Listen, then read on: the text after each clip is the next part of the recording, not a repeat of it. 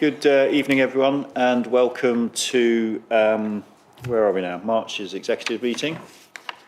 Hopefully a little bit more civilised and organised than some political leadership that's going on in the world at the moment, making us look good. Quite a busy agenda today, so we shall trot through it at pace and make sure we spend the time we need to on the chunky topics. Apologies for absence.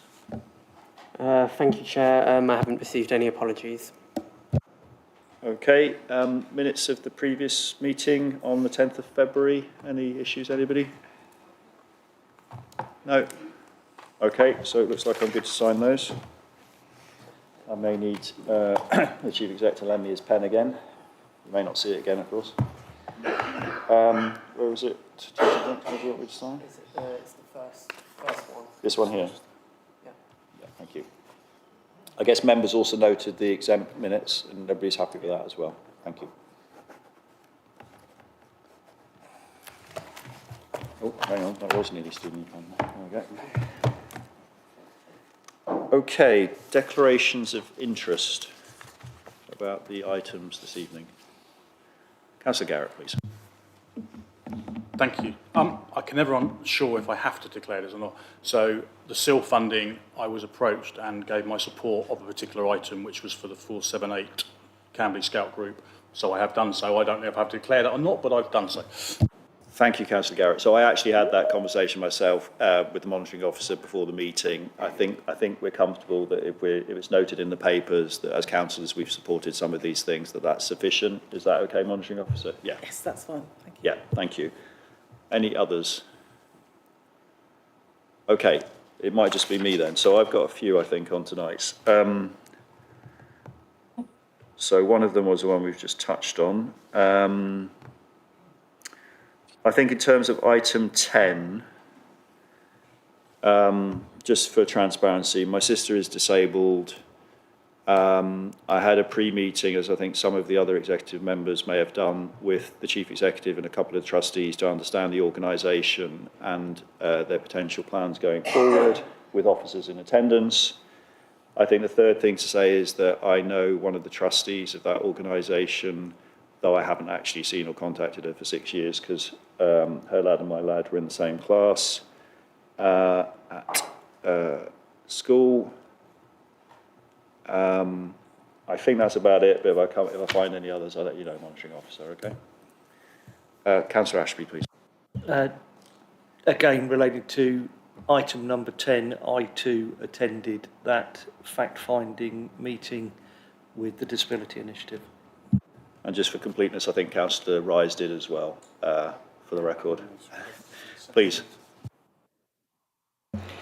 Thank you, Leader. Just with regard to the same agenda item, I have visited Disability Initiative previously, and I've been very vocal in my support for their work.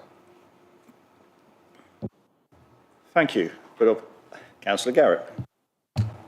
I'm sorry. I think Kel was there. Same declaration of interest. I've also visited Disability Initiative. Sorry, I did see the two hands went up, but I was immediately moved away. Sorry. Councillor Garrett, please. When I was portfolio holder, I also took the advantage to go around the Disability Initiative and we're very supportive of them as well. At least we'll have a good insight into that later when we come to discuss the item. Thank you, everybody. Like I say, if anything else pops up, we'll deal with it on the fly.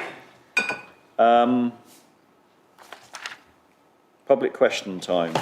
I think we have 3. I think the first item, we don't have a speaker, would that be right? Chair, they were trying to join via phone whilst on the train, so maybe I suggest we go for the other 2 first and see if the first public speaker joins. Okay, let's do that. Make sure I don't forget. Phones like I said these days. So, Ms. Calder, I think you've got a question to ask. If you press the button when you're ready, welcome. And you can sit or stand, it's your choice. Thank you. Okay, thank you very much. It has been suggested that the Council should offer free green waste collection for all households. How much would this cost the council, including the lost revenue from existing charges? Thank you. I think Councillor Rise, one for you. Thank you. If you could just press the red button, Ms Calder. Thank you. Thank you, Chair, and thank you for the question, Ms Calder. I know many residents without gardens, including in flats like myself, are concerned about this topic. I have seen promises made by political parties in advance of the upcoming elections that they will deliver free green waste collection to all residents. Personally, I've always believed that if you're going to make a promise during an election, you need to be able to back it up with how it will be funded, something I've not yet seen from those parties. In my opinion, it would be irresponsible to add a massive increase to council tax to pay for this service when there was already a free at the point of use service through the community recycling centres, which is funded by council tax. And if political parties are going to make promises, they should work out their sums first. And I've asked the head of Housing Community Recreation to provide some further detail. Thank you. Ms McCubbin. Thank you, Councillor Rice. Thank you, Leader. In terms of free green waste collection could boost recycling rates and it could reduce landfill. However, the provision of a service would face a number of real challenges, such as really high operational costs, potential increases in traffic, increases in carbon emissions and disincentivising home composting.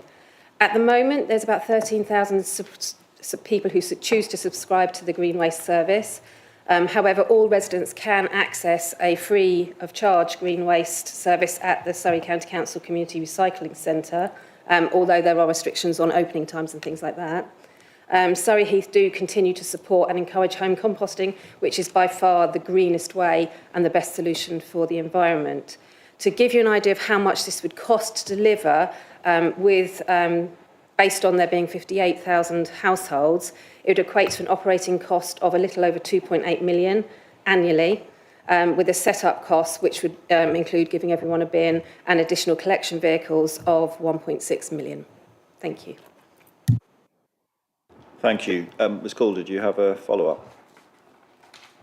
I do, thank you. How much does this equate to as an annual percentage increase in the council tax for all households, including flats and other households without a garden? Thank you. Councillor Rise. Thank you, Chair. It would equate to a 30% increase on Surrey Heath's share of council tax, which would be the equivalent of £78 for Band D property. So Band A would pay less and Band H would pay more. This would be in addition to the 2.99% increase, which has already been applied for the 2026-27 financial year. Whilst it could benefit some households, not all would support or benefit from this scheme. However, what they would see is an increase in their council tax to cover the cost. For example, flat owners with no responsibility for or access to a garden would be paying for a service they could not use. Thank you. Thank you, Ms Calder, for your question. So we'll jump to question 3. Dr Claret, I think you're up. And it's the same process. When you're ready, press the button. Thank you very much. What do any current or historic council plans say about potential tower blocks of any size in Camberley Town Centre? And if so, specifically those greater than 15 stories? Thank you. I think Councillor Ashby is going to pick this one up. Yeah, thank you, Leader, and thank you for the question, Dr Claret. There's lots of ill-guided speculation in this area, which I know is of concern to some residents. So I'm hoping that we can provide some reassurance this evening through a detailed response. Given it's a very technical response that I'm not qualified to give, I'm going to ask Mr Bartlett, Head of Built Environment and Regulation, to take us through what is in the plan. Thank you, Councillor Ashbury. The Surrey Heath local plan, currently at examination, includes the following reference in the allocation for the London Road Block development at Part I. A development of high quality architectural standards of an appropriate scale, height and massing with a range of building height of 4 to 7 stories, incorporating 2 landmark buildings with a maximum building height of 15 stories, taking into account external views from flatted development. Therefore, whilst the allocation provides flexibility for landmark features up to 15 stories, this is not a requirement and is a maximum figure. A scheme could come forward without such landmark features and be considered acceptable, subject to wider planning considerations. Reference to the allocation criteria was first made in the Regulation 18 local plan that was subject to consultation from the 14th of March to the 19th of May 2022. The consultation was approved for public consultation by the Council's executive on the 28th of February 2022. Beyond London Road Block, no current or historic plans make reference to building at height in the town centre. Thank you. Thank you, Mr. Bartlett. Dr. Claret, I don't know if you've got a supplementary. Oh, yes, I have. Based on the current market, what is the maximum size of any buildings the council thinks is likely to be built on the regeneration sites like the London Road Block? Thank you. Back to you, Councillor Ashby. I think I'll get Mr. Bartlett to answer this question, if that's okay, Leader. Thank you, Councillor Ashbury. The maximum height that could be considered for London Road Block in relation to the new local plan, currently at examination but carries weight in decision making, is a landmark element of up to 15 stories. Beyond this, a building height in the town centre would need to clearly justify as part of any forthcoming application on sites in the town centre. Due to the Building Safety Act requirements for tall buildings, the viability of schemes that incorporate tall buildings can be challenging in the current market. These regulations apply to buildings of more than 18 metres, and developers are therefore reluctant to build above this height. We know this from numerous discussions over the years relating to London Road Block between officers, councillors and prospective developers, where it's been clearly stated that building above this height may be challenging. Thank you. Thank you, Mr. Bartlett. Thank you, Dr. Claret. So I don't think we have anybody for question one, so Mr. Stevens is going to step in and read the question on the resident's behalf.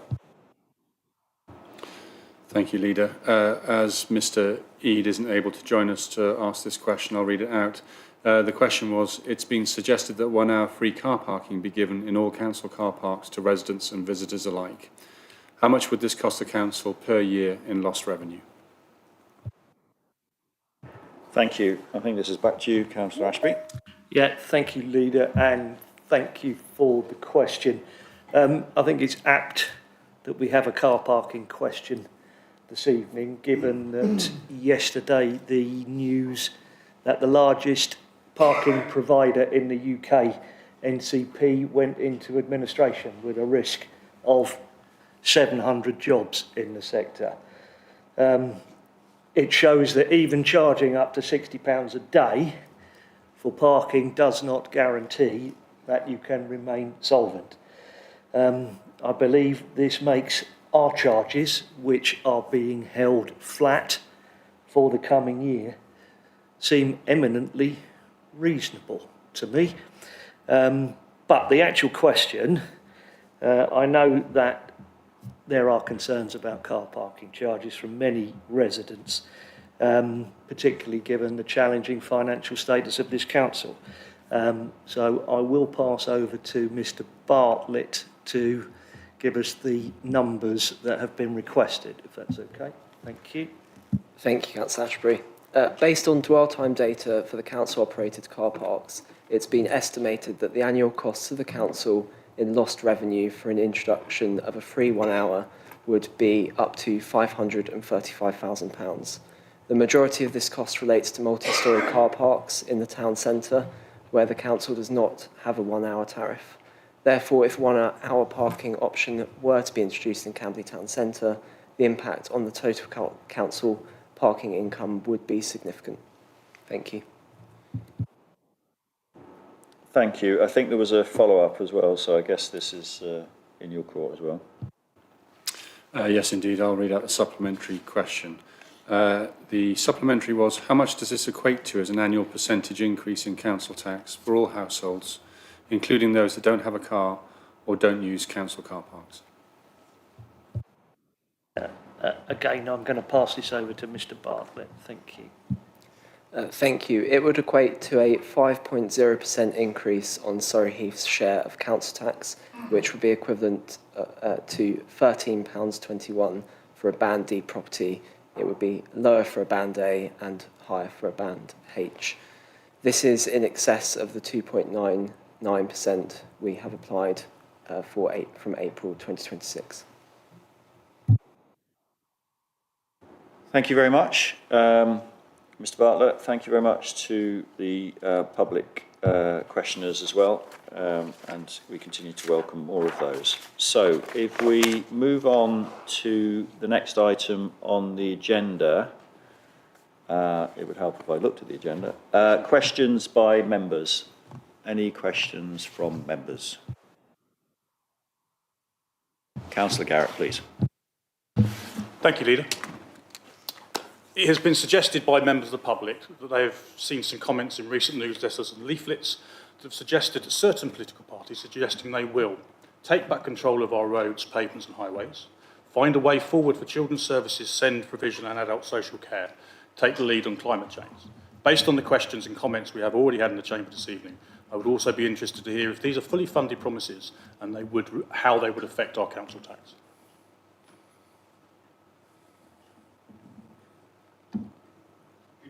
Councillor Garrett, could you just run over those areas again, just for my, because you were drilling through them quite fast. Yeah, so just no give me a chance. So give me the items. So, take back control of our roads, pavements and highways. Yeah. Find a way forward for children's services, send provision and adult social care. Yeah. And take the lead on climate change.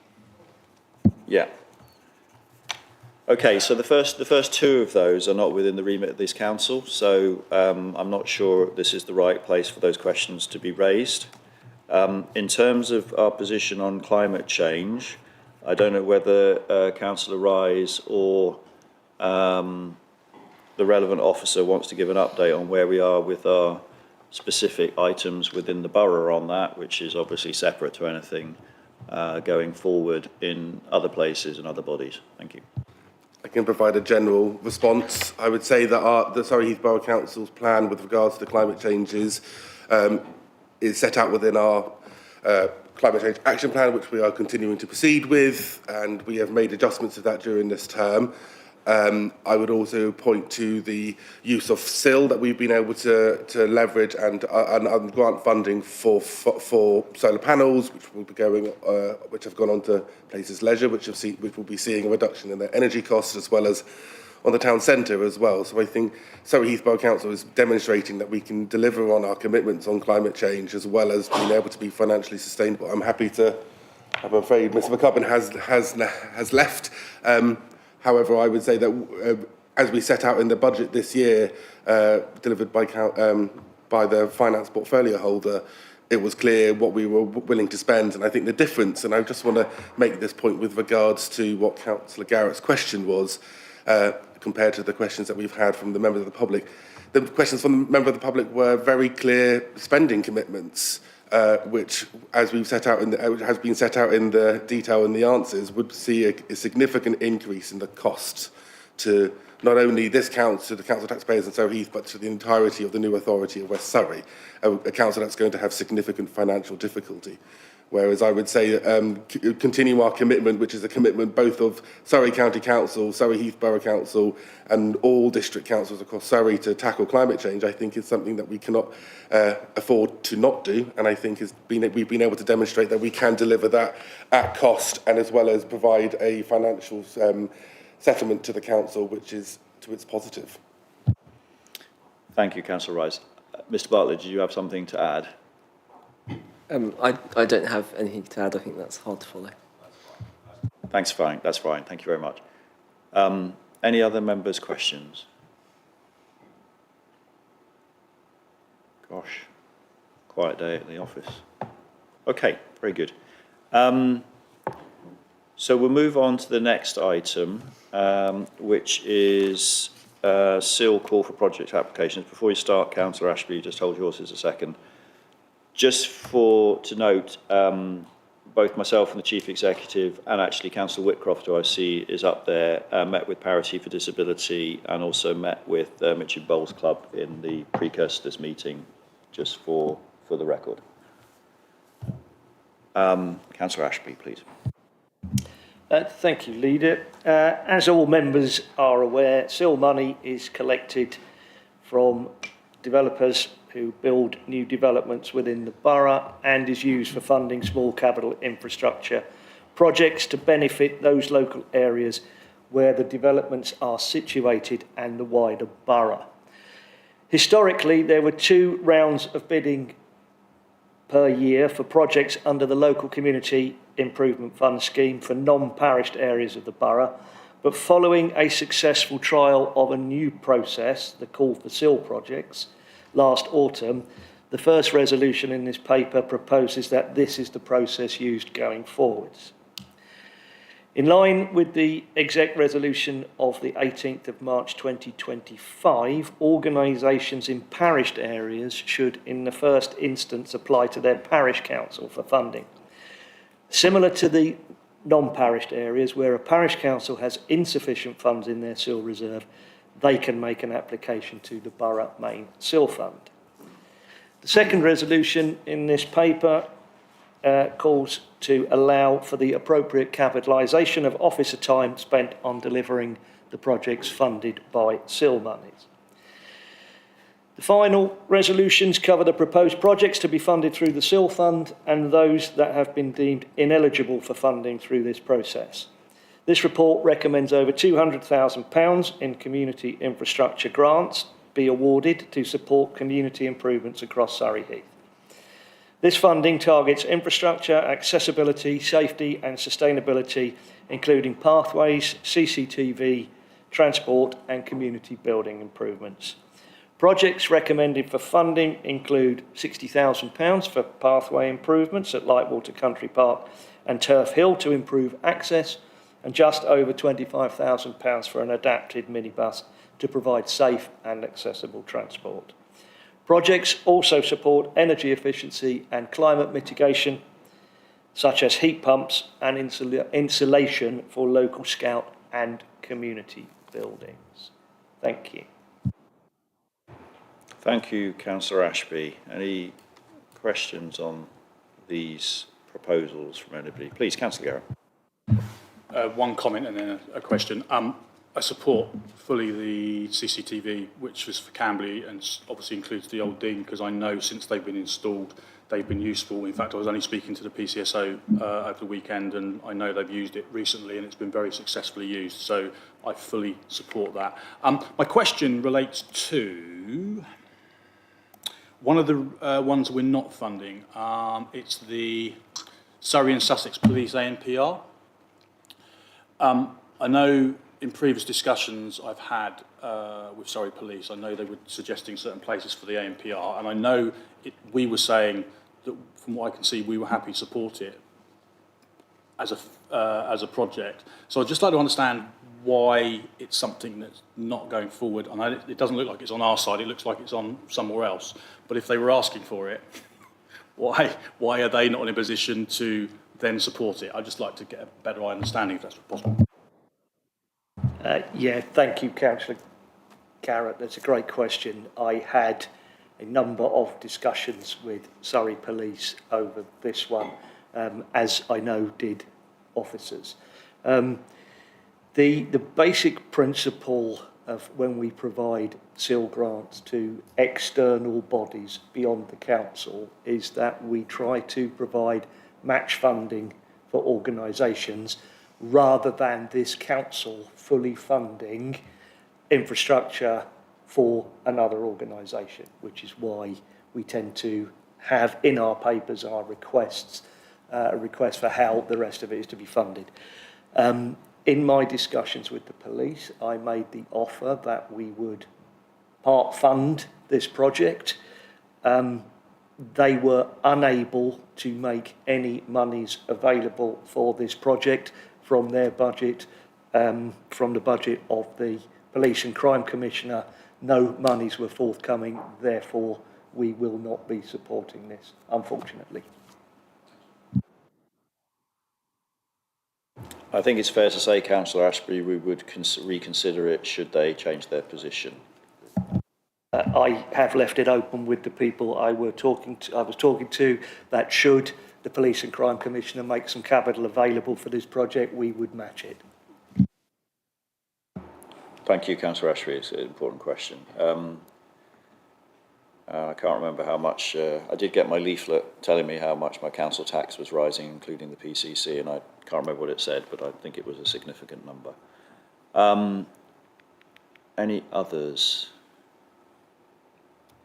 Maybe just to, I'll come to you in a second, Councillor Whitcroft, just because I'm on a roll now while I've got the mic. I mean, I think, and it's a shame Ms McGovern has left, but that's obviously a function of not being required for these other items. But I'm really grateful to all the officer teams that have put these packages of opportunities together based on input from the various organisations and also their own teams. And as all members will recognise, we come up with weird and wacky ideas for them as well. So it's really good that those have been matured, and I think it's nice to maybe just recognise Nikki Sherlow and the team again for their efforts here. Just one question, I don't know whether it's maybe one for the Chief Exec. Given we are moving at such pace with these projects, and given the potential resolution around the capitalisation of some of this resource, one could envisage we had some bottlenecks to get through all this lot. Are we planning to reallocate people, or are we planning to pull in some project management resource to support them? Just a random query. Thank you.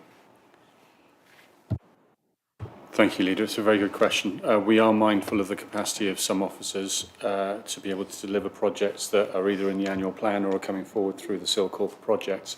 But we will always be realistic and upfront with councillors if we feel that things aren't deliverable. But in these particular instances and anything else that may be in the pipeline, we will try and determine what additional resource is required and where we can bring that forward from. So some of it will be additional hours for existing officers, or perhaps officers acting up into certain roles or taking on additional responsibilities.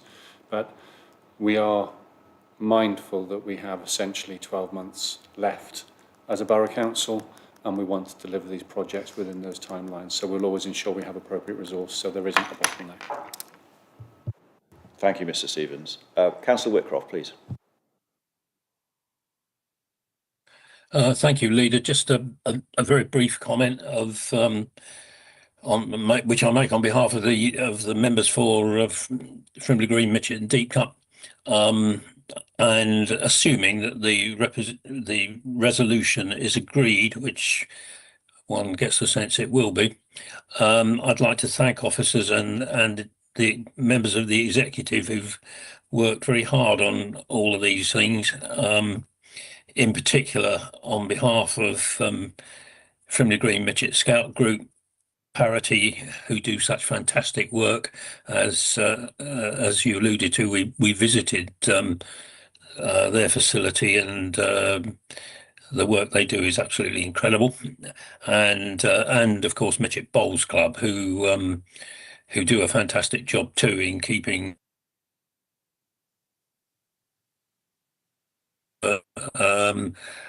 in their later years, if I could put it in that way. So thank you very much indeed for officers and members for the work put into this. Thank you. Councillor Whitcroft, you cut off midstream there. I think you might have been implying that bowls was only for people in their twilight years. I don't think that's the position that this council would accept. Anybody can access sport. Could I just clarify what you said, because you did cut out for a few seconds? I see. No, I didn't say that at all. It is of course a game for all ages. In fact, if you go to Mitchett Bowls Club, it's notable for the number of teenagers and 5-year-olds that you see actually playing the game. Thank you. Great, thank you. I didn't want to totally misrepresent you. Councillor Garrett, please. Yeah, I did have one more question. It comes off the back of discussions after the Chief Exec brought up. I didn't ask the question, how much is left? Is there much left? Because I know this was like the second tranche in the last X amount of time. Have we got a figure of what's left? Are we going to do another tranche before? Yeah, thank you for the question. It's obviously a moving feast. Currently, the balance that we have in the SIL reserve stands at around £400,000, with a likelihood that we will receive receipts of another 300,000 in the life of this council. They're not exact numbers, but that's the order of magnitude. Thank you. And just to be clear, I think that's separate to these potential commitments that we haven't made a decision on yet. That's correct? Yeah. Thank you. Just for clarity, Councillor Rice, please. Thank you. Going on from that, I do just also want to thank officers, but also just want to draw members' attention to a recent report by the House Builders Federation, where they have predicted that nationally there is likely to be around about £2.2 billion worth of unspent SIL contributions across councils in England. So I'm just wondering, and that's including councils having tens of millions of pounds of unspent SIL. So I wanted to pay tribute and congratulate officers and executive members for getting the money out of the door, and thank Councillor Ashby for his support on a number of items. And I'll just say the worst offender is the London Borough of Brent, that has £178 million of unspent SIL. Yeah. So listen. I know we've had many tough conversations in this chamber about spending money. Let's be very clear to ourselves and to the wider public. This is separate funds that have been allocated specifically for community projects, and we are making sure that we don't lose that money outside Surrey Heath. So thanks for the question, Councillor Garrett. It just reminds me to tell everybody to keep bringing forward good projects. It feels like a bit of a Frimley Green / Mitchett takeover today, a little bit, but we have had some from, as you know, Old Dean in the past and the previous wave. We're completely agnostic to where the good ideas come from. Just please bring them forward. We'll give them due consideration. Mr. Bartlett will look at it and his team through the lens of what we're allowed to do, and we'll try and pull forward proposals where we can. Please, Councillor Ashby. I just wanted to touch on that. I think it's only fair to note that Frimley Green, Mitchett and Deep Cut have taken the majority of development that has generated this SIL money in recent years. So whilst I accept that there are a number of projects from that area and those wards this evening, I think it is only right. Thank you, Councillor Ashby. I should climb back into my box. Thank you. Good. Just a couple of other things one question coming your way, sorry for not pre-warning you, and maybe Mr. Bartlett's, is I think it was the Chief Exec that commented that we are on a fixed timeline now towards the end of Surrey Heath and the setup of the new authority. When do you envisage bringing forward or looking for more projects to come forward on the next call? Thank you. Yeah, thank you for the question. Our plan was to bring the next call for projects into July.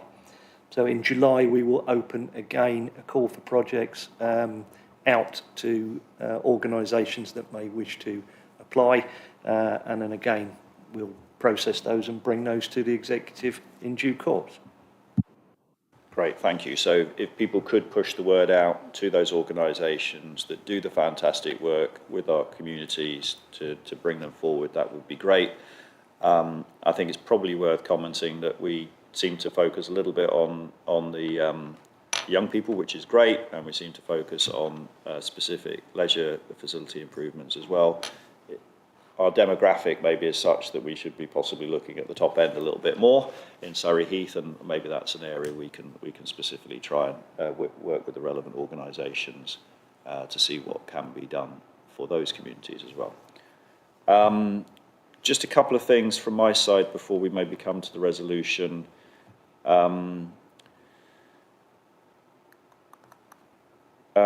I think the general point here is we've tried to support these projects as much as possible within the rules of the scheme and being broadly consistent with what we've done with other organisations. So that has required us to maybe change how much we supported specific projects, and that's obviously in the papers. We do see some, it's a shame Councillor Rowlands isn't here, we do see potential to work further with the Camberley Baptist Church, who are in an area of significant deprivation within our borough, as is obviously Councillor Garrett's area of Old Dean is another challenging area, but we do see that as a specific opportunity, and so this potential grant is to support one specific element of their development, because they, broadly speaking, are in the right spot, and we will be encouraging them to bring forward other opportunities to make sure the people in our communities get the support they need. And in a similar way with Parity for Disability, we see potential opportunities for them to bring additional projects forward. Obviously, each of those will be looked at in their own merits. So without further ado, are we happy with the resolution as it stands, Executive? Agreed. Thank you. Okay, so we move on to adoption of the Surrey Heath local list of heritage assets. And there was a rumour we're going through this page by page, but if so, I hope you brought your sleeping bags with you.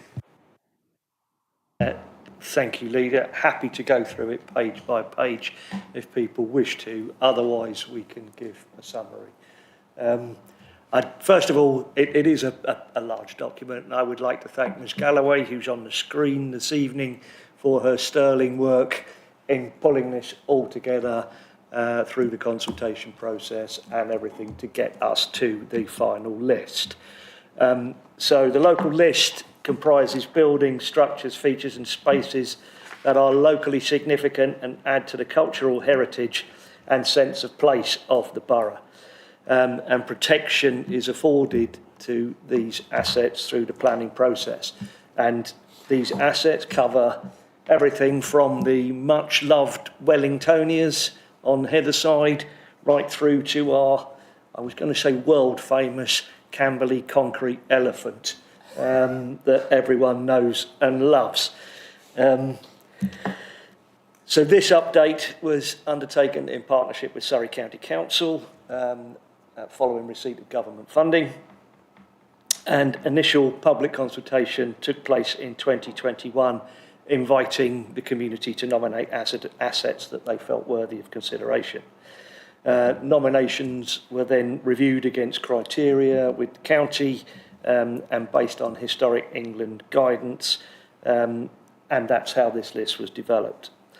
Consultation on the draft list took place in 2024, and comments received have been beneficial in helping update the list and ensure that the list accurately reflects the heritage significance of the assets identified.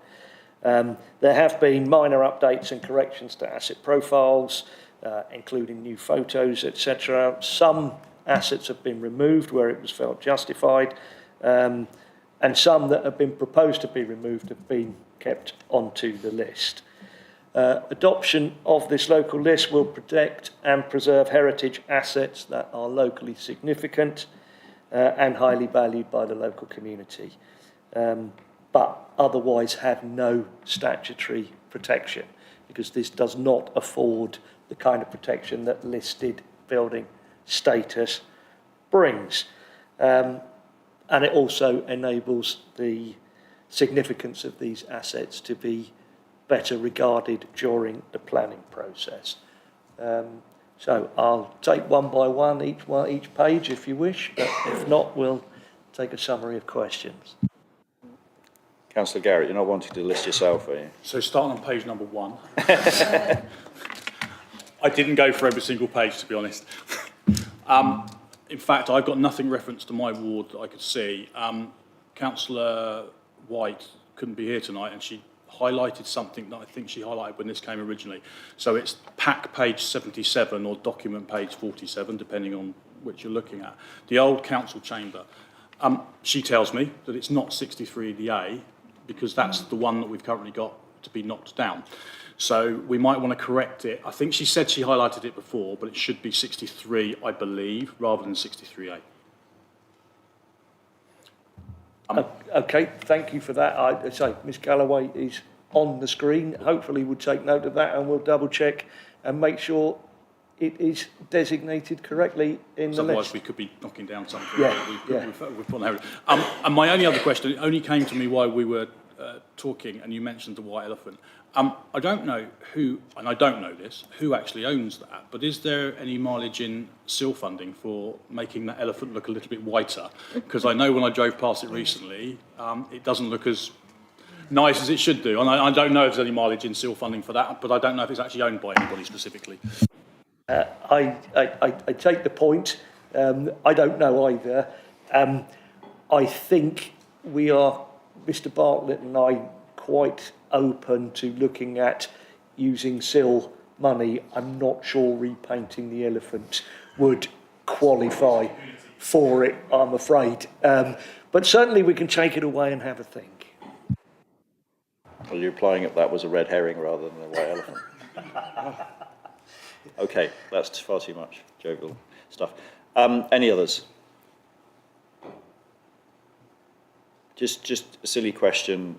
I think I did know the answer, but I've forgotten it. Just in terms of the time frame, when we looked at this, it was quite a while ago. Why has it come? I can see there's a huge amount of work, by the way. Why has it come back now rather than maybe earlier? Is it because of conflicting priorities? Just a question mark.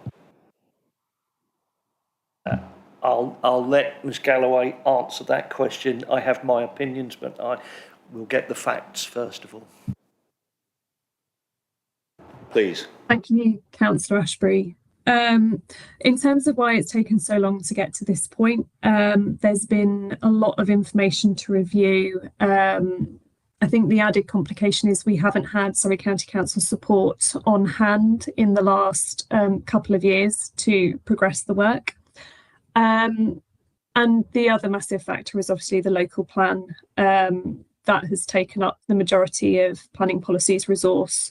So it's really been the focus on getting the local plan through first, and then having this kind of picked up as the next priority. Thanks very much. Yeah, really helpful. Okay. I know I didn't know the answer to that question, and in reality I thought it was conflicting priorities. I didn't know it was issues with Surrey.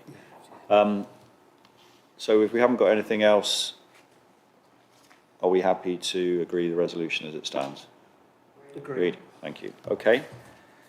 So we have now 1, 2, 3 items, I think, that could potentially cause us to go into exempt. My preference would be that we avoid it if at all we can. If there are specific questions that come to people that they would like us to go into exempt, we could do what we've done before, which is go through all the public elements, not actually make the decisions on the individual items, deal with the exempt questions, and then make the decisions. And then it keeps the whole thing as accessible to the public as possible. But I'll be guided by the members as to what they feel is appropriate. Your job, obviously, is to help us scrutinise and make the right decisions here. So that is the priority. But if we can keep as much as possible in the public domain, I think it's in the interests of the residents. And obviously, Ms. Boateng will keep me straight if she feels that we are straying too far. But I think that's what we've done before, and I think everybody's fairly happy with that process if we have to. Okay, so we go on to the write-off of irrecoverable bad debts, which feels like a finance-related topic. Is there any overlay on this one from anybody, or we're straight into any questions and answers? You want to do a bit of blurb? All right, over to Councillor McIntyre for blurb. Got some numbers to read out. Right, so, the bad debt, the write-off of irrecoverable bad debts. So totals just under 248,000, of which 141,000 is council tax relating to 27 accounts, which is just over 20, or is around 0.27% of council tax collected. 106,000 relating to business rates, which is made up of 11 accounts and is 0.49% of the business rates collected. And 11 property debts of just under 39,000. We've got Under the delegated authority to write off of debts under 2,500, we have just over 63,000 relating to council tax, again 0.09%. 11,000 relating to business rates, which is 0.04%. And then under sundry debts, we have housing of 3,600. I'm struggling with numbers. It's not ideal, is it? And retail debts of just over 38,000, of which there is one in its own right of 25,000. Just to note, and I think we've said for a number of years now that our collection rates are particularly good. For 24-25, council tax came in at a collection rate of nearly 100%, so 99.49%. Currently, we're at 98.52% as of today.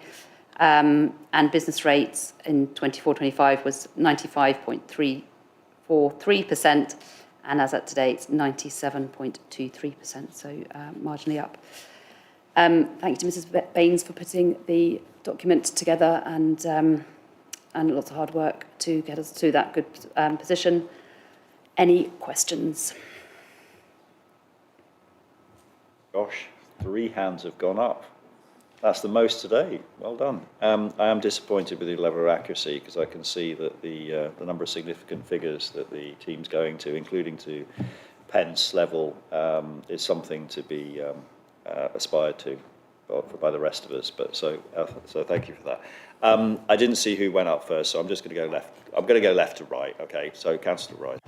Thank you. Just with regard to the council tax, because there's the total write-off, but is that Surrey Heath? Is that what is for Surrey Heath? Is only the actual percentage of council tax that we would keep that is written off from our figures?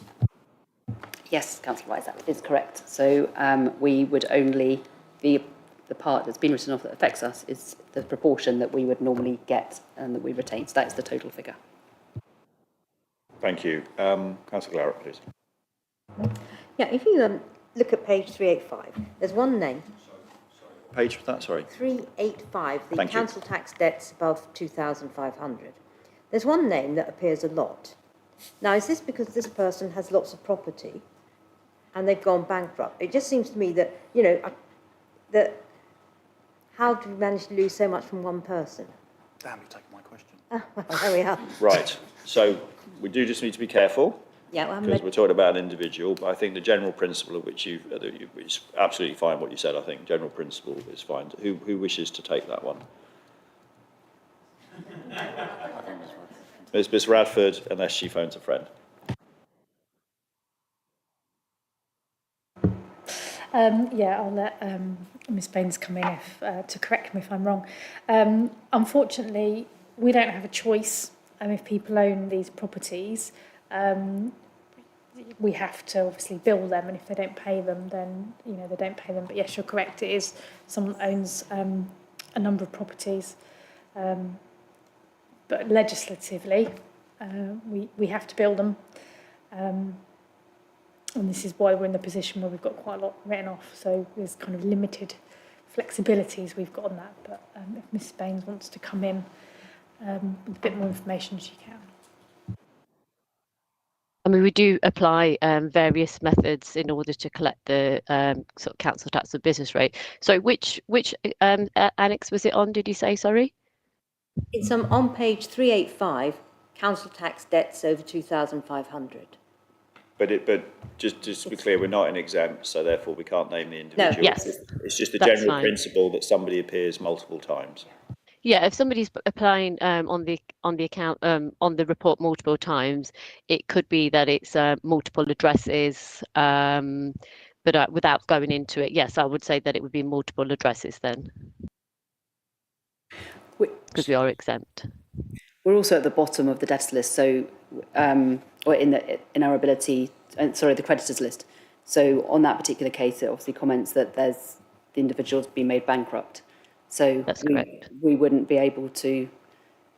We'll be at the very, very end of that creditors list. So anything that they do have that is then split out for other people, we're just never going to get it. Okay. Councillor Garrett, I think you had one as well. Well, Councillor Glower has taken the first question that I had, because I had exactly the same question. So my one relates to page 393, and I think I know the answer to it, but I'm going to ask it anyway. The first company that's mentioned on there owes X amount of money, but is still in existence. I'm assuming because they are a different entity to what they were when the money was owed, we have no way of claiming that money back, and I think that's as close as I can get without saying anything. All right, who wants to take that one? So that's the company that's the first one in the list on page 393. Well, the theory obviously is right, that if a company ceases to exist, you can no longer go after it. So that you've got the veil of incorporation, which keeps it into, relating to that one particular corporate entity. But I think Mrs. Baines was just about to start talking when I talked over her. That's okay. No, I was going to agree with you. Yes, if the company is no longer trading, then we can't recover any business rates from them. If they have set up in a new company, then that is a new entity, so we can't pursue them for any unpaid business rates when the new company's been formed. Can I ask Thank you. Councillor Garrett, please. Yeah, of course you can. Of course you can. So it's a bigger question, which we're not going to sort out in this chamber this evening, but this is not the first time such a thing like this has happened. Surely there should be some legislation that goes in place. I mean, this company is still exactly the same name as they were when they owed us the money. All they've done is changed it to a little bit different, and they still owe us the money.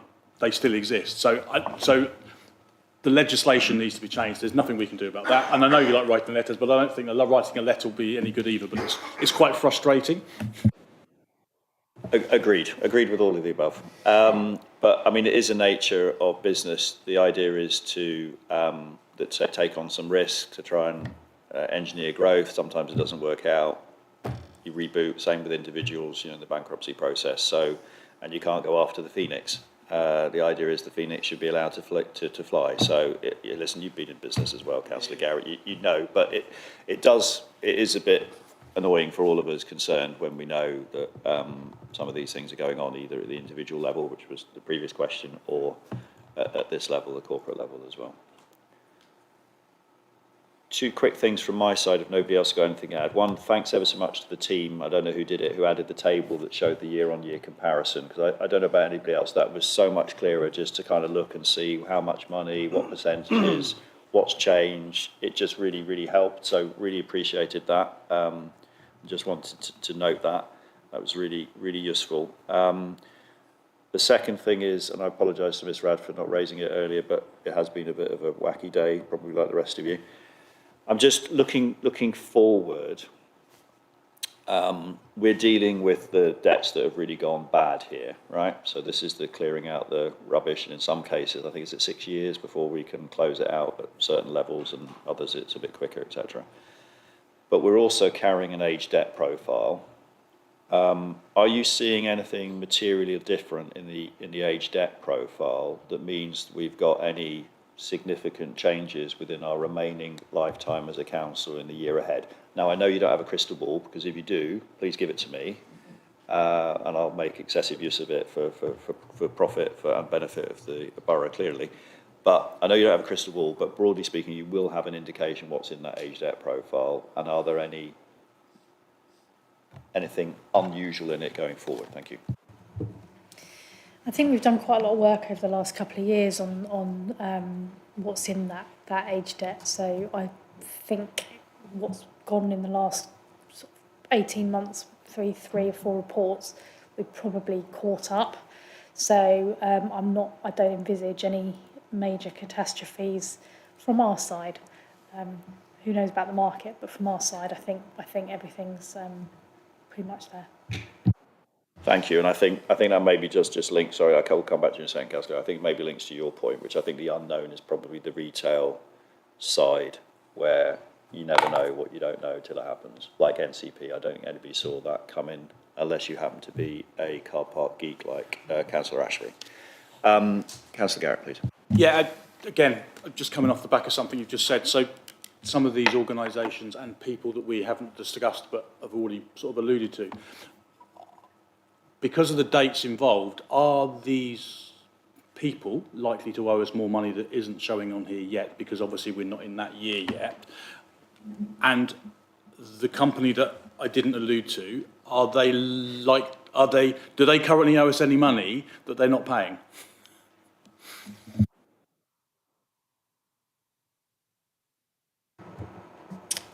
There's a number of factors within that, so I'd have to take that away because there's potentially different elements of debt.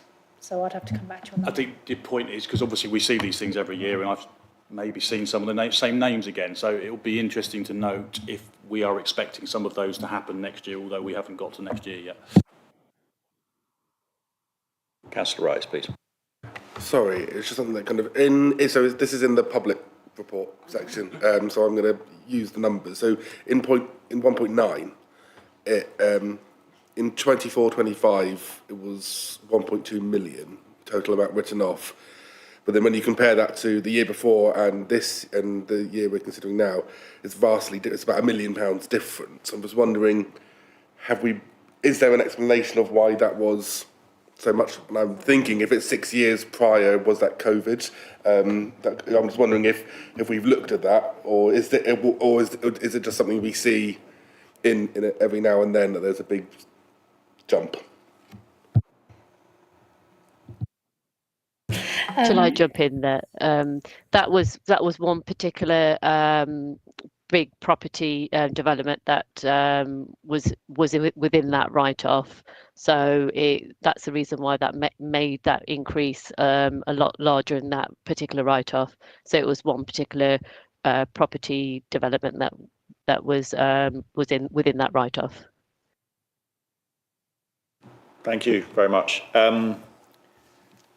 I don't want to bog us down too long, but 1.7, which was actually your comments, Ms. Boateng, it may have passed me by in previous reports, or I don't know whether you've refreshed your comments. It's irrelevant either way, but it does tend to imply, that paragraph, that if we do go through a full risk assessment for some of the reasons Councillor Garrett commented on and Councillor Garrett that relate to individuals, actually we can name and shame. I'm not suggesting we should, but that's the implication of that paragraph. If we were to do due diligence in that regard, if we felt that somebody had behaved completely inappropriately, can I just check that with all the caveats around, it's not a place you want to go to quickly. Have I understood that paragraph correctly? 7.1. Sorry, I'm terribly sorry. Say 1.7, I meant 7.1. I've gone numerically dyslexic. There'll be somebody that's watching this, they'll be laughing their socks off now because they're usually the one that's the numerically dyslexic one in the family. Councillor Boateng, Councillor Boateng, you've been upgraded. Ms. Boateng. I've been promoted. Thank you, Leader. I would still be uncomfortable about naming individuals because it's personal data.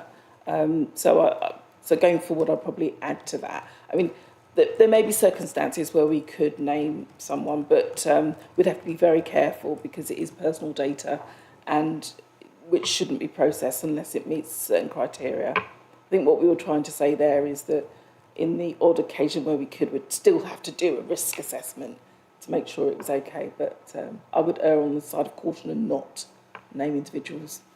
Yeah, no, very good. And that was why I thought it was worth just checking, because of the name that had popped up so many times, got me thinking, is there anything we can do here? Councillor Whitcroft, please.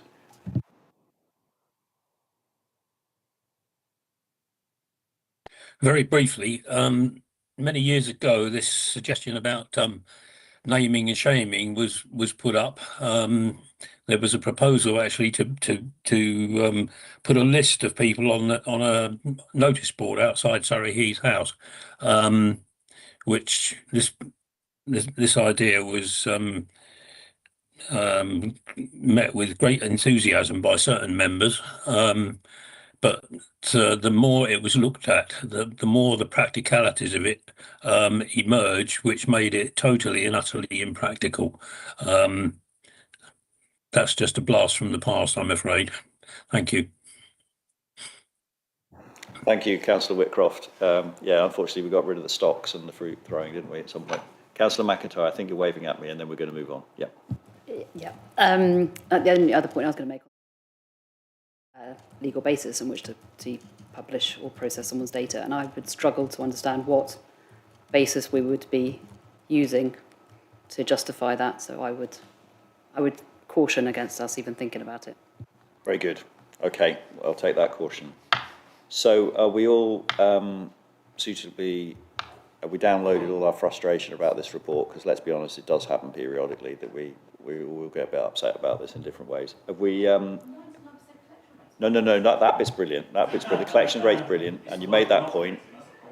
And hopefully when the league tables get published, we'll be in a good situation, and Ms Radford will update us on what that looks like nationally. So thank you for correcting me on that. But are we happy with the recommendation as it stands? Thank you. Okay, so just a reminder, we're still in exempt. Sorry, we're still not in exempt, but we're dealing with potentially exempt information, so just be careful on the next one again.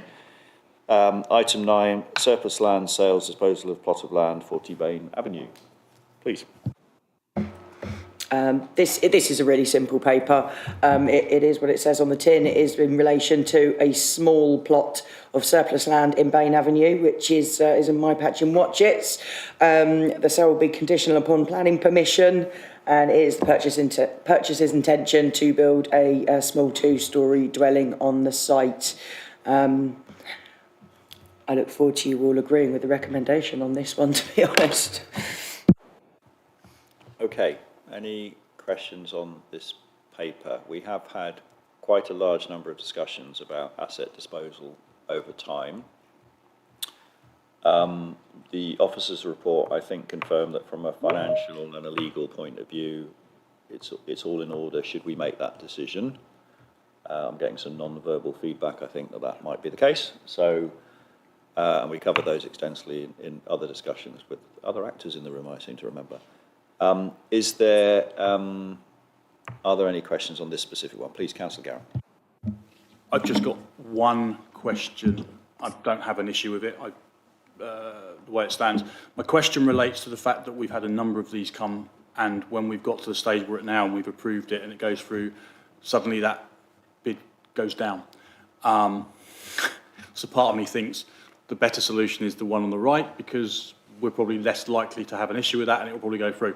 But my point is, I'm assuming we're taking that and we're not going to get into any negotiations over this small amount of money, because it really is frustrating that we have these discussions and then it goes to the situation of heads of terms, signing, and then suddenly it drops, they change their bid, blah, blah, blah, blah, blah. Something that 3 years in this chamber doing this job has taught me, Councillor Garrett, is there is no such thing as a simple property transaction, and it's par for the course that people try and wriggle on price. So no promises can be made, but it is it's a relatively small transaction. The officers are always given a tolerance to work within their professional capabilities there. So perhaps, but with the bid that's been selected is the bid that our professional officers have recommended to us, that we feel is the best one to make a recommendation to exec. I felt that I had to ask the question because we've been in this, as you know, we've been in this situation a number of times. I hope the Chief Exec's making a list of all the items we want the MP to change the legislation around. Indeed. I think in this particular, because we're coming up with a few this evening, I think in this particular case, if I remember correctly, if you can merge the best bits of the Scottish system for buying and selling stuff and the best bits of the English system for buying and selling stuff, you'd actually have a system that would work better for all. But we don't have that. We have, obviously, English law here, and we can get gazumped and everything that goes with it, and I think that's what you're alluding to. So, what I think is particularly interesting about this one is an genuinely idle piece of land. It's not, really of a significant community value, but it does open up the opportunity for another family to have, or whatever, to have other grouping, to have a home. So I think that's a positive thing, given that we need the number of houses. Oh, the hands are shooting up now. Right, let's Councillor Ashby I saw first, and we'll go to Councillor Garrett, please. Yeah, thank you, Leader. Just on these small parcels of land, it leads on from what Councillor Garrett question. When we do the due diligence of the purchaser that wants to do the development on the area, do we do the due diligence that looks at whether they have the financial backing, the capability, etc., to do that? Because I'm a bit concerned, along with Councillor Garrett, that when they get the sharp pencil out and do their sums, they may not have. So it's kind of what is that process? I suspect that one might be for Ms Theobald. Is that right? Yeah, I'm happy to come in. Good evening, everybody. Yeah, as part of the legal due diligence, we would request proof of funds. Also, there's money laundering checks and all of that as part of the legal process. So, a company's house checks, so that would be all part of the process as we're, entering into negotiations and before any heads of terms are signed. Yeah, sorry, just a supplementary on there. It wasn't the proof of funds to make the purchase. It's the proof of funds to do the development after the purchase that I'm concerned about. What I don't want is to sell this land and for nothing to be built on it. I think it will very much depend if it's conditional to planning or unconditional. If it's subject to planning, that would be a separate process. I can come back to you after this meeting if you want anything else. I think Carolina's going to come in. Please, Carolina, thank you. Hi, yes. I'm afraid that we probably are unable to determine who we sell the land to based on their ability to develop. If it's a land sale rather than development agreement, we don't necessarily have the ability to request these checks because it's just an ordinary land sale. So all we can do is make sure that the money that they use to purchase the land is legitimate. So that's the sort of anti-laundering that Alice has mentioned. But in terms of our security in them developing, it's quite weak here. You're only able to really have that guaranteed if you enter into development agreement.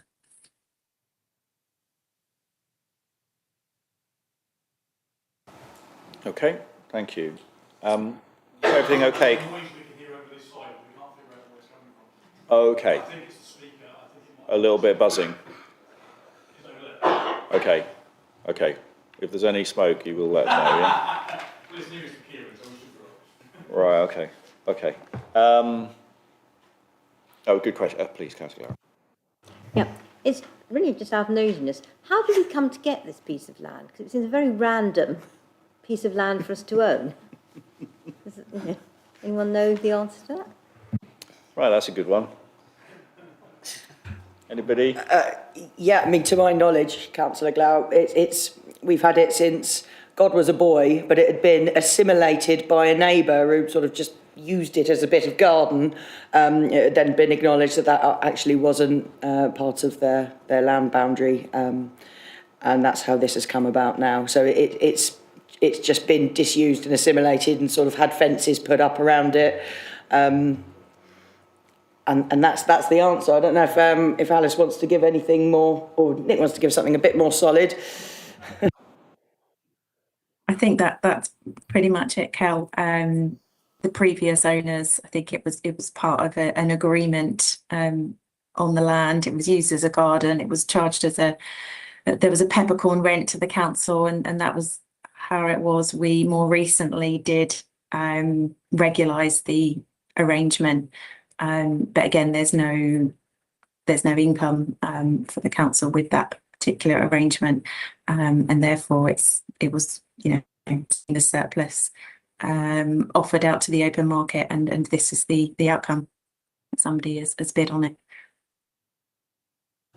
Okay, thank you very much. I know it well. Councillor Ashby made me do my exercises around that area not so long ago. So yeah, it is an anomaly.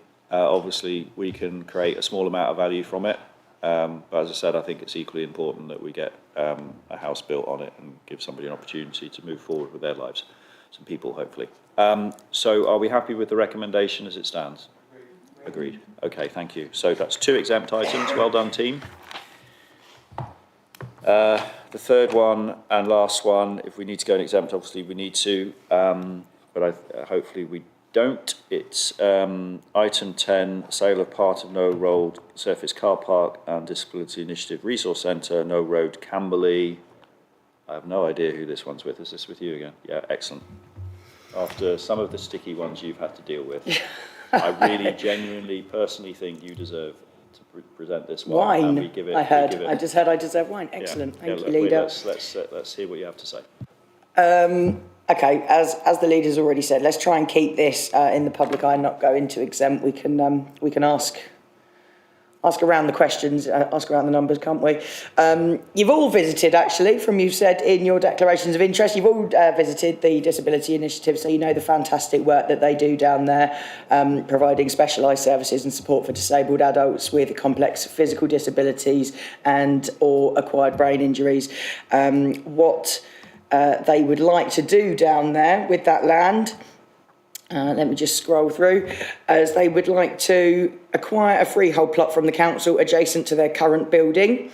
It's a piece of what was car park, is no longer used as car park, it's just flat surface, and they would like to provide respite care with further therapy facilities for their clients on that land, and they would also look to purchase the freehold on their existing building.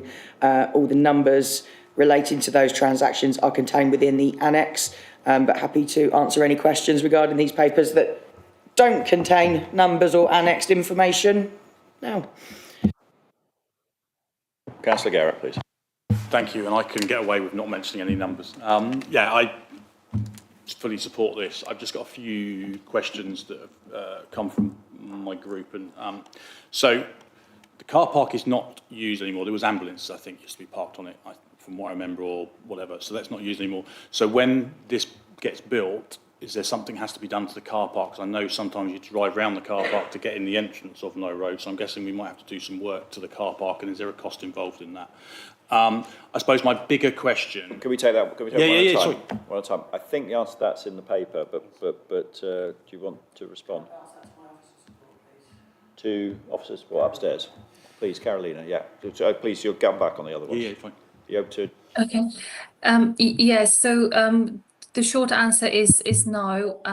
We would ask them, and we have asked them, to confine the development to that small surface car park that was previously used by St John's Ambulance. Should they ever need to encroach onto the car park, onto the surface car park that we own, they would have to cover any costs. But at the moment, there is no need for them to do so.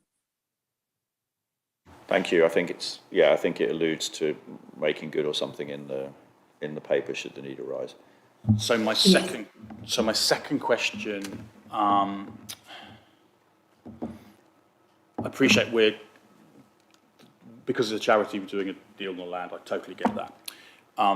Also, a plan for this council in the past has been the Land East of Knoll Road project.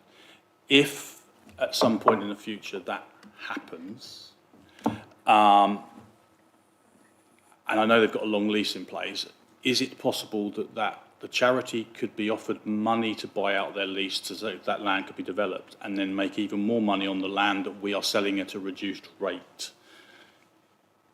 Are we covered on that? Is there an overage or whatever? Because it is a big paper and I maybe have missed it, but I just want to cover off that. I mean, I've got no problem with it. I'm just sort of thinking. Yeah, so I think what I heard there was that if somebody with big pockets came along and they sold the land, would they be able to do that? Do you want to answer that one?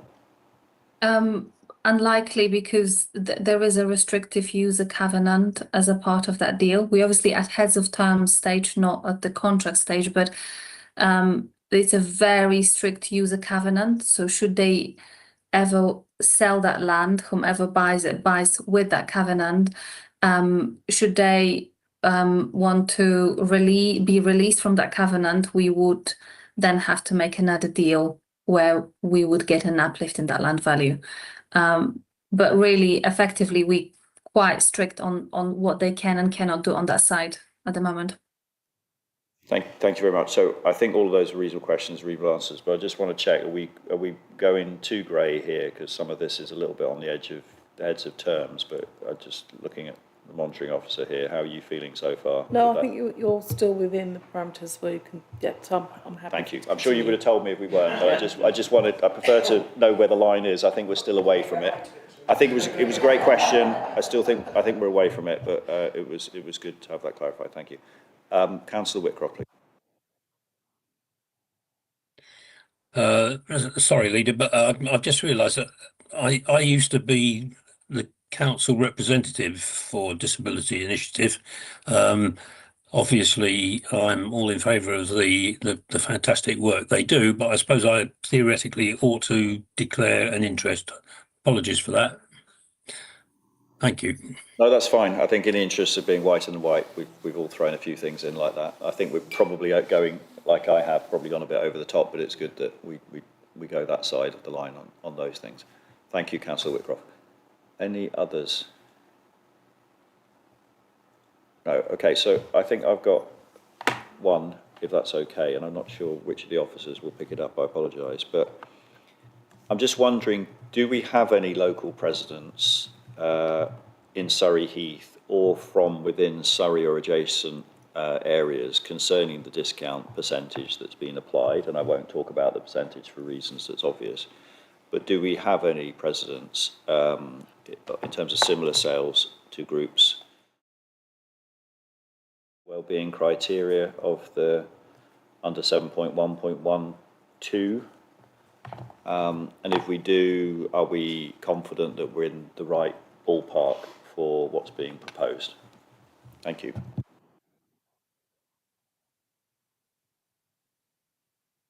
Shall I come in there? Thank you, Leader. I'm not aware of other examples that we can use, and I think Martin did try and find some examples that. But I'm happy. I mean, this was run past me to begin with, and I'm happy that the criteria under the regulations for selling at, an undervalue have been met, and it is very much for the council to determine, in its opinion, whether or not what it's proposing improves the economic well-being of the area. So it's quite a wide discretion that's given to the council up to the £2 million limit that the regulations give. So so I'm not aware of any examples that we can draw on, but I believe that you're well within the legislation and regulations. Thank you for that clarification, and sorry for not giving you advance warning. It just some of these things you do in the early hours of the day. Okay, good to know. This is a significant land transaction, but well below the limit that Ms. Boateng just commented on for the members of the public and others to be aware of. It is a significant deal here. I hate using that word now that it's overused by our friend across the water. Partnership, relationship with a social enterprise. That's charity, sorry. So it is significant and we should give it due consideration. The analogy for me here is potentially what we discussed earlier in the day around something like SIL. If somebody had come forward with this kind of percentage of their overall project and asked for our support, we probably wouldn't have blinked an eye because it's a fairly small percentage, and as the paper talks about, it really provides a catalyst for the organisation to move forward. The amount absolute money is substantial, which is why we have engaged with the organisation to challenge them around making the case to us to do it. But I don't think it's unreasonable in terms of the percentage that's being requested if you looked at it from that perspective. I think the challenge we put to the team, for the members and for the members of the public as well, the challenge we put to the team there was show us the business case. Show us the business case in terms of what you're going to add in terms of social value, what you're going to add in terms of economic value, why this is a good thing. And I think this is one of these projects where we need to look beyond these council walls, because this is actually helping the integrated system that we're all part of, whether it be the NHS, whether it be getting people back into fulfilling lives, whether it be supporting carers who obviously take on a huge burden for the state. So I think we need to look beyond these walls in terms of making that decision, albeit within the context of the law that we have to work within in local government, which has been clarified that we are, but we need to put that in the wider context. And first of all, I think the team has done a fantastic job with the information they provided us to help us look at it from that perspective. I'm sure absolutely every number will not be 100% correct, but you can see they've referenced them all in great detail, which I think is, again, very, very helpful from our point of view, and give us a really good kind of holistic view that whatever way you look at this, this is a really beneficial project for the borough and for this council to be able to support, I believe. But I am mindful of the amounts of money involved and our other plans for Camberley Town Centre, which obviously Councillor Garrett commented on. Within all those plans, to be honest, Disability Initiative was a bit of a rock in the middle of it. I think the members will recognise that from the Property and Economic Working Group because of their long lease freehold, which they've got a long way to go on. So this is, I don't think this in any way inhibits those plans. I think it's complementary. And I think it also, with the unique circumstances of our town centre, actually really works as a good synergy because the sorts of people that are attending the services here can get really easy access into the town centre. We've obviously put the changing places in place as well, which is very helpful for people who may have some mobility challenges, etc. But there's also a weatherproof, almost weatherproof, we've talked about buckets enough, where people can enjoy the facilities of the town centre as well. So there's a really nice synergy here. My only request really to, in follow-up from this, is that we, and I think I speak on behalf of all members here, that we specifically write to them and say that in terms of maturing this project further, should we come to that decision in a minute, that all the members, and particularly the executive and the leadership and administration, will be as supportive we can be with our time and influence to help in that regard. And the second thing, notwithstanding any constraints on us, but that we make our time available, because they have a curve to go up here in terms of raising the funds, and I think there are things we can potentially do to support them, and we should support them. And again, I hope I speak for all members here within the chamber and beyond. And the second thing is that I did note as well that there will be a focus on the use of local suppliers, which I think is absolutely brilliant within Surrey, but also their commitment to employ people locally as well, and specifically around apprenticeships and the development of our young people as well. And I think we're all aware of the challenges that age group is experiencing at the moment in terms of accessing roles. So again, if we can support them in any way through things like our workshop to find suitable candidates in the fullness of time, although we won't be here by that point in time, but I'm sure some of us will still be around and wanting to support in any way we can, then that is also a brilliant thing that we should be trying to do. Yeah, we have to deal with some heavy stuff in this chamber. This is one that I think means quite a lot if we can support it as a council. So are we happy with the recommendation as it stands? Agreed. Thank you. Okay, so thank you for listening to that long summary, but hey, it's a big deal. Let's talk about it for a minute or two. So that's the meeting closed. Well done, everybody, for dancing on the right side of the line, not going into exempt, leaving our public speakers with us. And we look forward to being muzzled in the next meeting, as we'll be in the pre-election period.